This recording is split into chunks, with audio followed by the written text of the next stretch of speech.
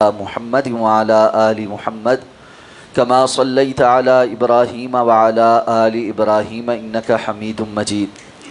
اللهم بارك على محمد وعلى آل محمد كما باركت على إبراهيم وعلى آل إبراهيم إنك حميد مجيد عن عائشة وأم سلمة رضي الله عنهما أن النبي صلى الله عليه وسلم كان يصبح جنبا من جماع ثم يغتسل ويصوم متفق عليه وزاد مسلم في حديث ام سلمہ ولا يقضي۔ ام المؤمنین حضرت عائشہ صدیقہ رضی اللہ تعالی عنہ اور ام المؤمنین حضرت ام سلمہ رضی اللہ تعالی عنہ یہ دونوں روایت فرماتی ہیں کہ جناب نبی کریم صلی اللہ علیہ وسلم ازدواجی تعلق قائم کرنے کی وجہ سے جنبی ہوتے تھے اور اس حالت میں صبح کر لیتے، پھر غسل فرماتے اور روزہ جاری رکھتے۔ یہ حدیث متفق علیہ اور صحیح مسلم کی روایت میں حضرت ام سلمہ کے الفاظ زائد ہیں اور قضا نہیں فرماتے تھے۔ روزے سے متعلق احادیث مبارکہ ذکر ہو رہی ہیں۔ اس روایت کو بیان کر کے مسئلہ یہ ثابت کیا گیا ہے کہ روزے کے لیے طہارت شرط نہیں ہے، جیسے نماز کے لیے طہارت شرط ہے کہ کوئی بندہ اگر اس پر غسل فرض ہے تو جب تک وہ غسل نہ کر لے نماز نہیں ادا کر سکتا۔ روزے کے لیے ایسا نہیں۔ اگر کوئی بندہ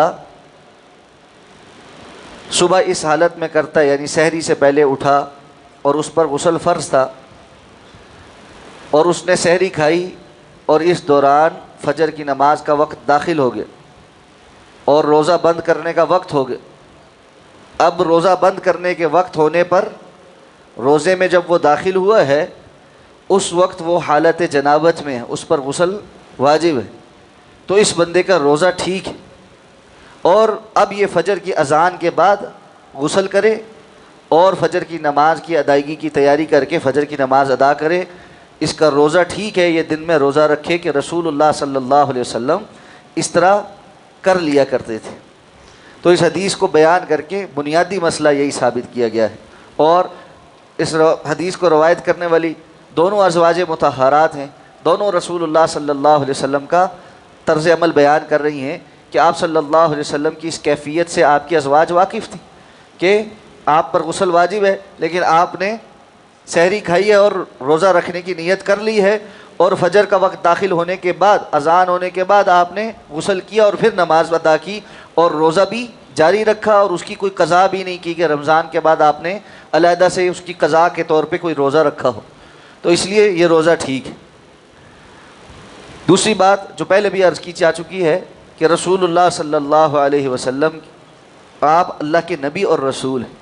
اور آپ کا طرز عمل چونکہ شریعت کو بیان کرتا ہے، اس لیے آپ صلی اللہ علیہ وسلم کی خانگی زندگی کی وہ باتیں بھی امت کے سامنے بیان ہوئی ہیں جو عام طور پر پردے والی ہوتی، تاکہ امت اپنے لیے رسول اللہ صلی اللہ علیہ وسلم کی سیرت میں بہترین نمونہ پا لے کہ ان کو فلاں مواقع پر کس قسم کا طرز عمل اختیار کر رہا ہے اور شریعت کا عام مسلمان سے کیا تقاضا ہے کہ اس قسم کی حالت اس کی ہو تو اس کو کیا کرنا چاہیے۔ تو رمضان میں فرض روزہ یا نفل روزہ رکھتے ہوئے بھی بسا اوقات انسان کی سحری کے وقت تھوڑا ہوتا ہے، اگر وہ غسل وغیرہ کرے تو اتنے میں سحری کھانے کا وقت باقی نہیں بچتا، تو شریعت نے یہ جو ہے آسانی رکھی کہ وہ